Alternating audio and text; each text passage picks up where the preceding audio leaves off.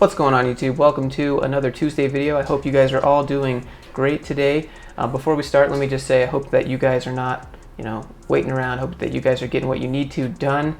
Instead of watching these videos, just put them on pause. Another thing, if you're going through some turbulence in your life, just wade the turbulence, okay? Because when you're having some turbulence, the chances of the plane actually going down are very, very nil.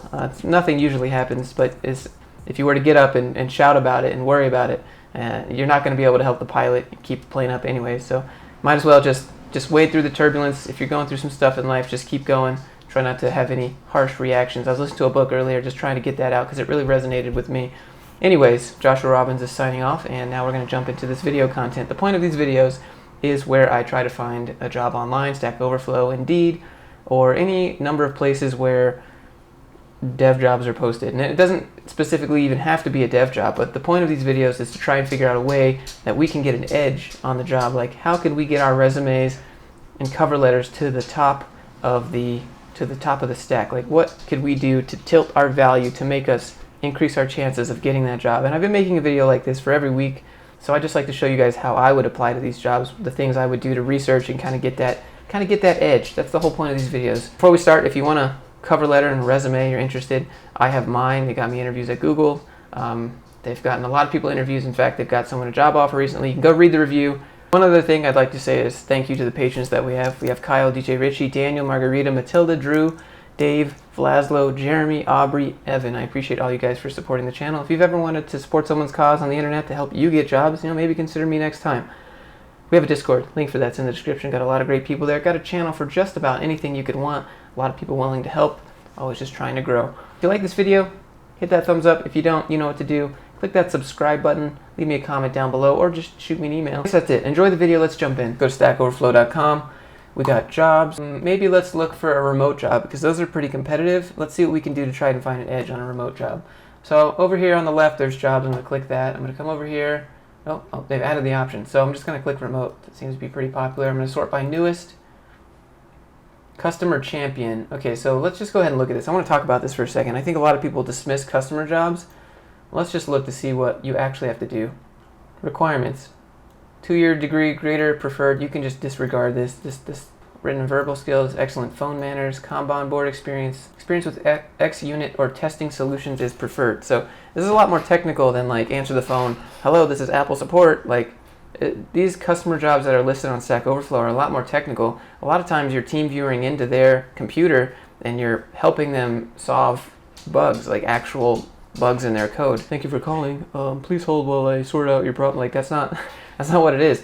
So I would suggest, if you're really interested, don't skip over the customer jobs. Or write automated UI tests for a variety of platforms. That's pretty advanced stuff for customer champion. So when you're looking for a job, don't skip over these customer jobs. They're a lot more technical, a lot more program oriented than you think. And when you put it on your resume, you don't actually have to put, I was a customer service representative. That's not what it was. I would put developer, wrote unit tests. You can change the title to be whatever you want. Titles don't make and break you. The responsibilities and what you do really matter in the job. Okay, what value you're creating, what you had to do on a day-to-day basis. Junior implementation engineer. So this is one of those startups that doesn't actually offer any money at all. They just offer equity, which means no money, but you just get some stock in the company.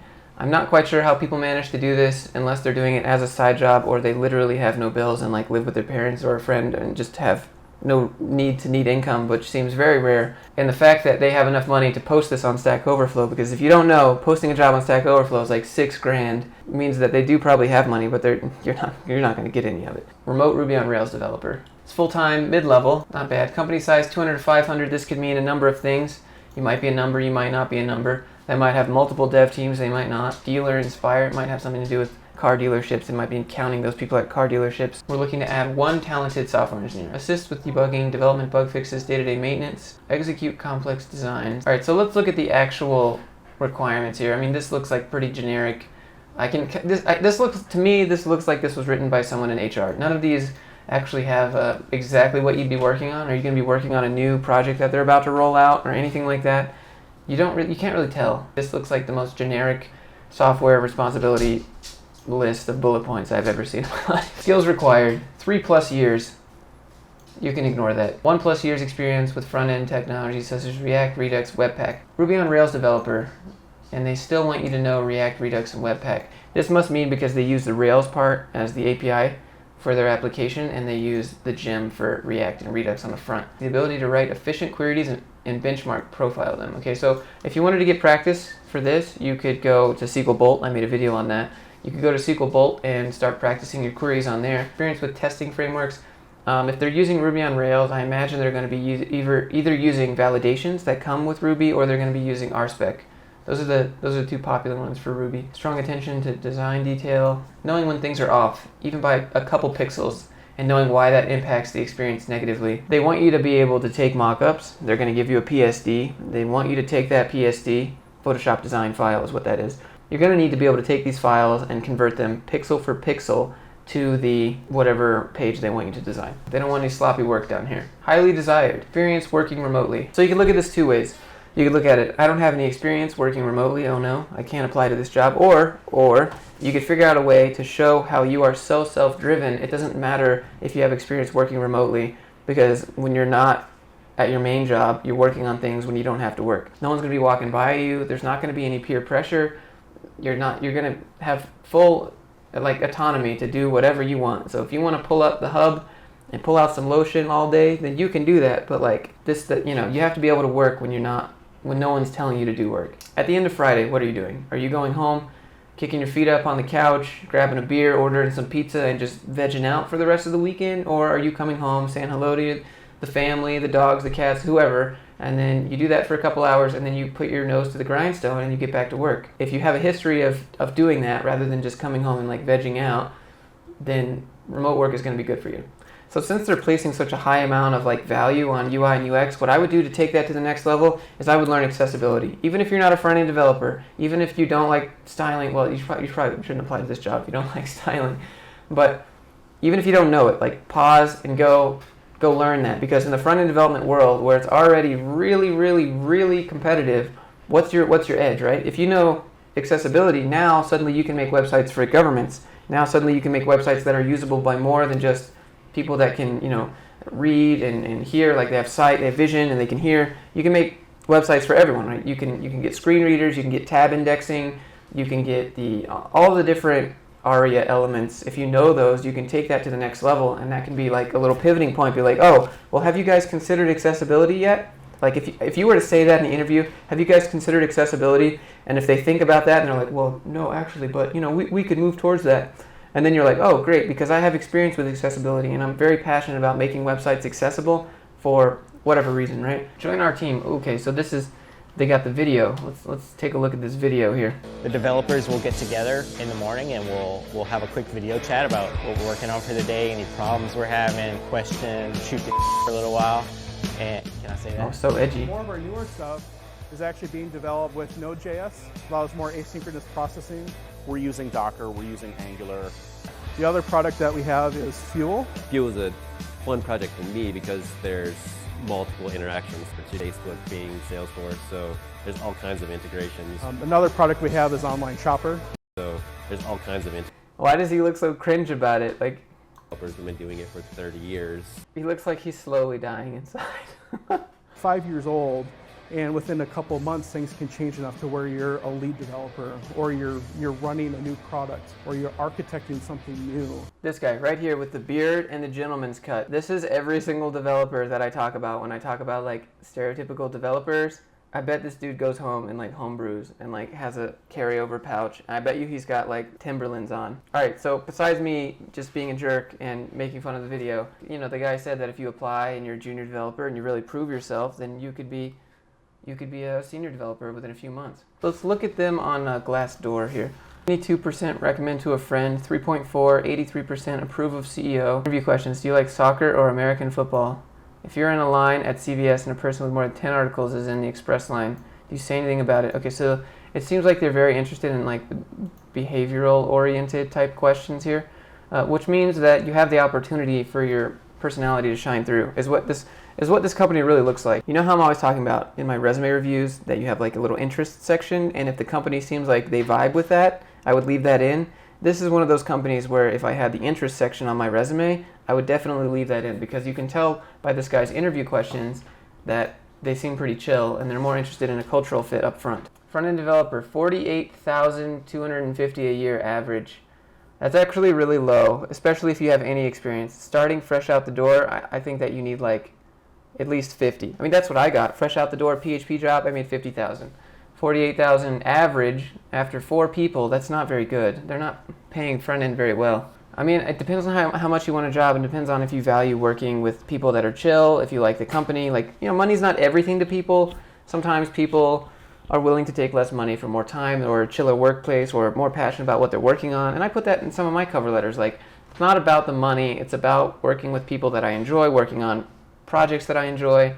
It's not always about the money. Dealer Inspire, let's go to their website. I'm not seeing a whole lot here. We have careers. Does this take us to an HR? Nope, okay. People operations, product engineering. Oh, I can't open in a new tab. That's a neat experience. Remote senior IMS developer, React, Redux, Node. Okay, so the reason why they were talking about like it doesn't matter what you learn in the job requirements is because I'm assuming if you wanted, you could move between these positions here. So there's only a few remote. Oh, product developer is not remote. Design.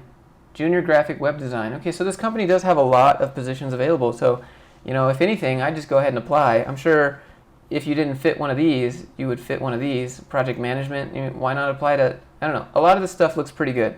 A lot of this stuff looks like you could get your foot in the door, especially because your personality seems like it matters a lot. So if you can get your foot in the door and just contact someone, you can, if you sell yourself, you got a good portfolio, then I think they're willing to work with you here. What are the 5 tenets? Okay, here we go. We have found something that you need to mention in your cover letter 100%.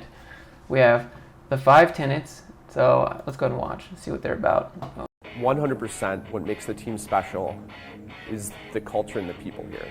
And if I look at each individual person that we've had and we've hired along the way, they each symbolically represent something of our core tenets. And that's communicate, innovate, learn, give back, and be transparent. So let me just pause this video for a second.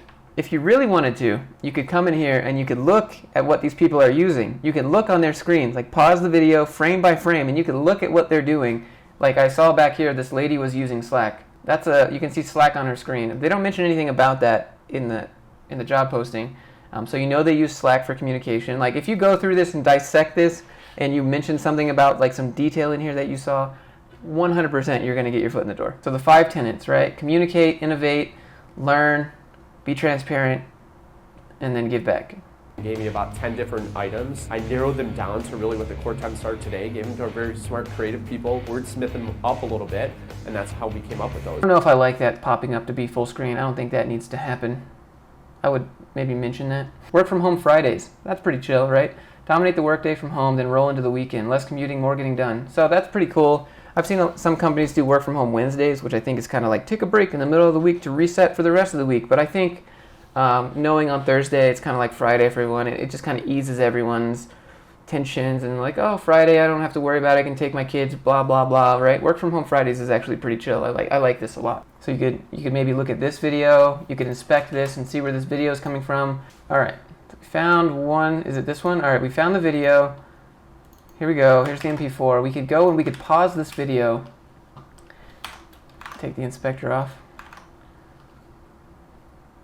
This is a really wide shot. Wow.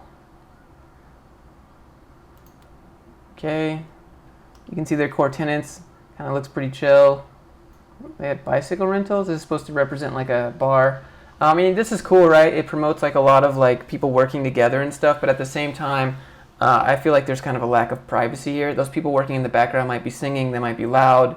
Maybe if that's not for you, you'd work remote. But typically, I don't like this working style. Like I just want to be in the zone, and this doesn't look like anyone here is in the zone because it's impossible when you have all these people around you, behind you, walking around. Even if you don't tilt your eyes to go look at something that you hear, you're hearing, and it points your brain at that, right? Those things add up over time. This girl right here. This girl right here just realizes that they're filming and she stops abruptly, but they cut the scene. Watch. That's funny. Okay, so let's go ahead and look on their LinkedIn now. 369 people. So, that's roughly about what they advertise, 200 to 500 people. Dealer Inspire. So we could look at some of the employees. Let's go ahead and just take a look at some of the employees here. June 2018. So this guy's been there 5 months. Greater Chicago area. I said how much has Shiitake? Okay, so education. Okay, so if you notice Block.io here and you look at his previous history, this guy went to a code boot camp and then got a new job. So they do hire code boot camps graduates. I'm not sure if you're going to get paid a lot. The average seemed to be about 48. So I'm going to guess they pay him about 45,000. Completed the full stack web dev apprenticeship. Look forward to a career. I am look forward. Bro, I don't know if you watch these videos, Blake. Fix that. It doesn't really say what they learned, but what we could do now is go to the Block.io and see what they learned there, and then, you know, look at that. Let's just go over a few of the things that we found from researching this job. We know that they have 5 tenants. We definitely need to mention about how we match with those 5 tenants, or if we've done anything. Like, so for example, giving back was one of them, I remember. If you've ever done volunteering or something like that, just to help people, like taught code maybe, or contributed to open source stuff, right? Giving back to the community. Something like that I would talk about in my cover letter. Leave your interests on your resume here, because I think that would hold a lot of value. You heard the CEO himself say that they focus a lot on culture fit, and it's all about, you know, I mean, can you do the job? Yeah, but it's about culture fit and can you learn? Let's say, for example, you get a phone call, you're right? Oh, I was watching all the videos. I noticed that you guys have this really cool Think Bigger thing, Think Bigger sign on the wall, and you have like some grass on the floor. Like, you really did the research, and like, oh, this guy really did look up the research. And then you talk about the 5 tenants, and then you talk about like, what is that little cafe area that I saw there? That looks pretty cool. You know, those people like sitting there, and just, you know, talk about that stuff. That stuff's gonna really get your foot in the door in this job, it seems. At least that's how I would approach it. There's a lot you could do. So if you're interested and you want to apply to these jobs, that's what I would do. If you want a resume and cover letter, again, you can use mine. They're already pre-made templates. You just fill in the information pretty much. I do my Saturday resume review videos off of those. So anyways, you can check those out if you want. Otherwise, guys, I hope you enjoyed this video, and I will see you in the next one.